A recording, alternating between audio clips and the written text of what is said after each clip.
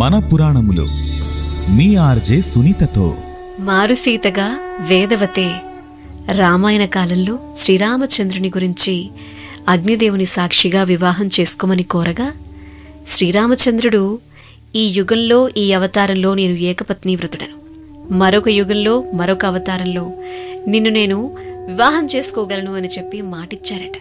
అందుకే వేదవతి అనేటువంటి సీతగా మారినటువంటి వేదవతి తరువాత కలియుగంలో పద్మావతిగా జన్మించటం, ఆకాశరాజు పుత్రికగా వనవిహారంలో ఉండగా శ్రీనివాసుని కంటపడటం జరిగింది. ఆ తర్వాత ఏమై ఉంటుంది? వివరాల్లోనికి వెళదామా?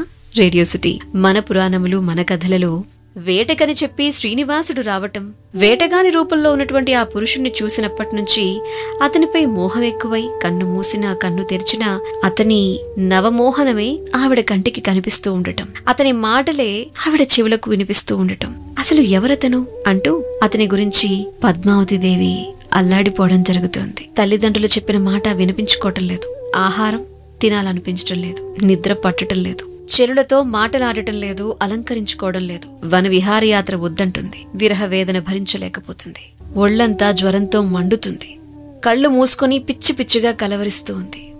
ఆకాశరాజు, ధరణీదేవి వాళ్ళమ్మాయికి వచ్చినటువంటి ఆ వ్యాధేంటో అంతు చిక్కక తెగ ఆందోళన పడుతున్నారు. రాజవైద్యులందరూ వచ్చారు, భూతవైద్యులందరూ వచ్చారు, మందులెన్నో ఇచ్చారు, మంత్రాలు వేయించారు, యంత్రాలు కట్టించారు. ఎన్ని చేసినా వ్యర్థమే. మనోవ్యాధికి మందుంటుందా? ఆకాశరాజు దేవాలయంలో అభిషేకాలు చేయిస్తున్నారు. పద్మావతిదేవి ఆరోగ్యం ఎన్ని చేసినా కుదుట పడటం లేదు, రోజురోజుకి ఎక్కువైపోతుంది. ఇక్కడ శ్రీనివాసునికి అదే పరిస్థితి. నిద్ర పట్టడం లేదు, కన్ను మూసినా తెరిచినా ఉద్యానవనంలో జరిగినటువంటి సంఘటనే కనిపిస్తుంది. బోయవాని వేషంలో ఉన్నానేమో, బహుశా పద్మావతి నన్ను అందుకే గుర్తించలేదేమో అంటూ తెగ ఆరాటపడిపోతూ ఆలోచిస్తూ ఉన్నారు శ్రీనివాసుడు. ఒక్కసారి పద్మావతికి నిజరూపాన్ని చూపించైనా? అయ్యయ్యో, ఎంతో పొరపాటు చేశాను, ఇప్పుడింత బాధపడి లాభమేముంది? రాత్రంతా ఇదే మాటలతో ఇవే ఆలోచనలతో శ్రీనివాసులు వారు కాలం గడుపుతున్నారట. అప్పుడు వకులాదేవి శ్రీనివాసుని అవస్థను చూడలేక, నాయనా దిగులు పడకు, నేను ఆకాశరాజు వద్దకు వెళ్లి నీ పెండ్లికి సంబంధించిన రాయబారమంతా నేను చేస్తాను, అస్సలు అధైర్యపడకు అని చెప్పి నారాయణపురానికి వెళ్లారట.